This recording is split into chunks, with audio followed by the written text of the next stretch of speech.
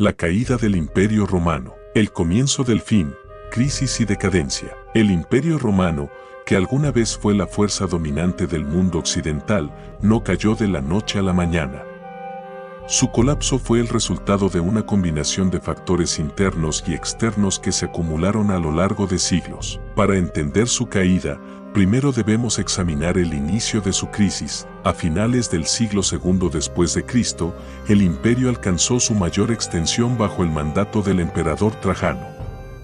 Sin embargo, mantener un territorio tan vasto resultó ser un desafío cada vez mayor. En el siglo III después de Cristo, Roma entró en una etapa de crisis profunda, marcada por guerras civiles, invasiones bárbaras y una economía en decadencia. Crisis del siglo III, la anarquía militar. Desde el año 235 hasta el 284 después de Cristo, Roma vivió lo que se conoce como la crisis del siglo III. Durante este periodo, el imperio estuvo al borde del colapso debido a los constantes conflictos internos, inestabilidad política. En solo 5 décadas, más de 20 emperadores fueron asesinados o depuestos por sus propios soldados. Esta situación debilitó la autoridad central y permitió el ascenso de líderes militares ambiciosos que luchaban entre sí por el poder.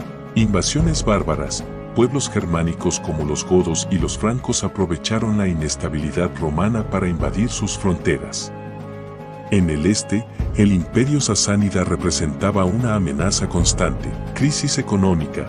La inflación se disparó debido a la devaluación de la moneda. Roma comenzó a acuñar monedas con menor contenido de plata, lo que provocó una pérdida de confianza en el sistema monetario. Las reformas de Diocleciano y Constantino. En el año 284 después de Cristo, Diocleciano se convirtió en emperador y tomó medidas drásticas para salvar al imperio. Implementó la tetrarquía, un sistema en el que el imperio se dividía en 4 partes gobernadas por distintos líderes, con la esperanza de administrar mejor los territorios. Además, Diocleciano impulsó reformas económicas y militares. Sin embargo, tras su retiro, el sistema colapsó rápidamente y Constantino el Grande emergió como el único gobernante en el año 324 después de Cristo. Constantino tomó una decisión crucial: trasladar la capital del imperio a Bizancio, renombrándola como Constantinopla en el año 330 después de Cristo. Esta ciudad, ubicada estratégicamente entre Europa y Asia, se convirtió en el nuevo centro de poder romano, aunque no todos en Occidente vieron esta decisión con buenos ojos. El imperio se divide en 2. A finales del siglo IV después de Cristo, el imperio romano enfrentaba desafíos insuperables. En el año 395 después de Cristo, tras la muerte del emperador Teodosio el imperio se dividió oficialmente en 2 partes: Imperio Romano de Occidente, con capital en Rávena y luego en Milán; Imperio Romano de Oriente, con capital en Constantinopla. Aunque el Imperio de Oriente sobreviviría por 1000 años más como el Imperio Bizantino, el de Occidente estaba condenado. Las invasiones bárbaras y el inicio del colapso. A partir del siglo V después de Cristo, las invasiones bárbaras se intensificaron. En el año 410 después de Cristo, los visigodos, liderados por Alarico, saquearon Roma, marcando un punto de no retorno en la caída del Imperio Occidental. Mientras tanto, los vándalos avanzaban desde el norte de África y tomaban Cartago, una de las provincias más ricas de Roma.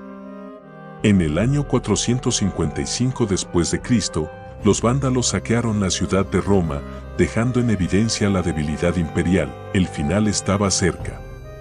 Pero para conocer la conclusión de esta historia, el golpe final, el fin de Roma y el nacimiento de la Edad Media. En el episodio anterior, vimos cómo el Imperio Romano de Occidente se debilitó debido a crisis internas, divisiones políticas e invasiones bárbaras. Ahora, exploraremos los eventos finales que llevaron a su colapso definitivo y al inicio de una nueva era, la Edad Media. Atila y los hunos, la última gran amenaza. En la primera mitad del siglo V después de Cristo, una nueva amenaza emergió en el este de Europa, los hunos.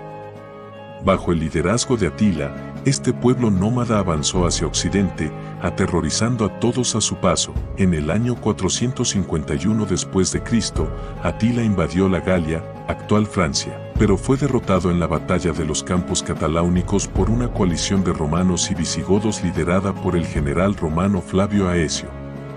Al año siguiente, Atila intentó invadir Italia, pero su avance se detuvo misteriosamente tras un encuentro con el Papa León y, poco después, en el año 453 después de Cristo, Atila murió y su imperio se desmoronó. Aunque Roma había sobrevivido a esta amenaza, su situación era insostenible. El último emperador de Occidente. Para el año 476 después de Cristo, el Imperio Romano de Occidente estaba en ruinas.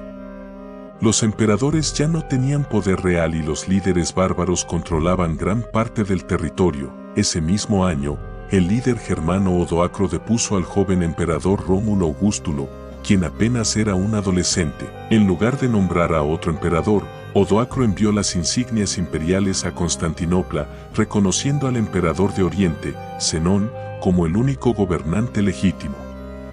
Este acto simbólico marcó el fin del Imperio Romano de Occidente. Las consecuencias de la caída de Roma. El colapso del Imperio Romano de Occidente no significó el fin inmediato de la civilización, pero sí dio paso a una transformación radical.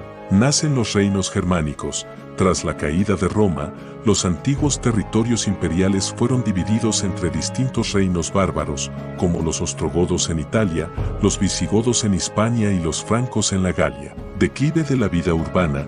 Muchas ciudades romanas fueron abandonadas o reducidas a pequeños asentamientos. La infraestructura imperial, como acueductos y calzadas, cayó en desuso. El ascenso del cristianismo. Con la caída de la autoridad imperial, la Iglesia cristiana se convirtió en la institución más poderosa de Europa, con el Papa como una figura clave en la política y la espiritualidad medieval. El legado de Roma. A pesar de su caída, Roma dejó un legado imborrable en la historia de la humanidad. Sus leyes, su arquitectura y su cultura continuaron influyendo en Europa durante siglos. Mientras tanto, el Imperio Romano de Oriente, conocido como el Imperio Bizantino, sobrevivió por 1000 años más, hasta la caída de Constantinopla en el año 1453 después de Cristo. Así terminó una era y comenzó otra, la Edad Media.